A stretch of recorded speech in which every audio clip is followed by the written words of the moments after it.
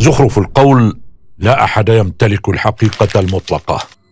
من زخرف القول تلك المقولة الرائجة على ألسنة كثير من العامة بل والمفكرين، وهي قولهم إن الحقيقة نسبية، أو أنه لا أحد يمتلك الحقيقة المطلقة، وذلك في نوع من السيولة وغياب اليقين في البنى الاجتماعية والروابط الإنسانية والقيم الأخلاقية، وكأن اللا يقين هو اليقين الوحيد.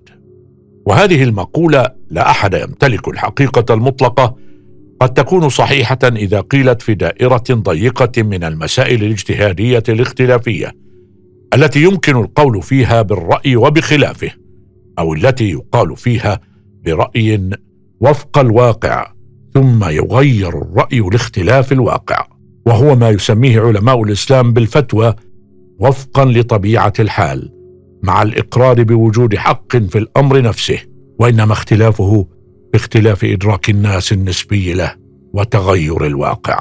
لكن هذه المقولة لا أحد يمتلك الحقيقة المطلقة لا تصلح أبدا فيما جاء قطعيا من أمور الوحي والعقيدة التي هي أمور قطعية الحق فيها واحد وثابت ولا يقبل تغيرا أو اختلافا.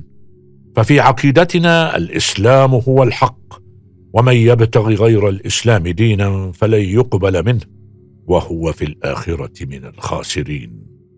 وقرآننا هو الحق، ورسولنا وما جاء به من ربه هو الحق. فإن كنت في شك مما أنزلنا إليك فاسأل الذين يقرؤون الكتاب من قبلك لقد جاءك الحق من ربك فلا تكونن من الممترين ولا تكونن من الذين كذبوا بآيات الله فتكون من الخاسرين.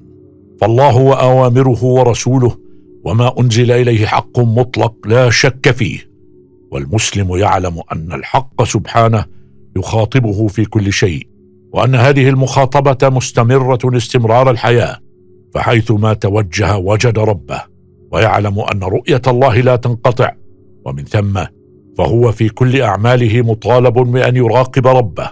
وما نزل من الحق فهو دائر بين تلقي الخطاب من الله في كل شؤون حياته وتحمل الرؤية من الله في كل أعماله، وذلك حق مطلق لا مرية فيه.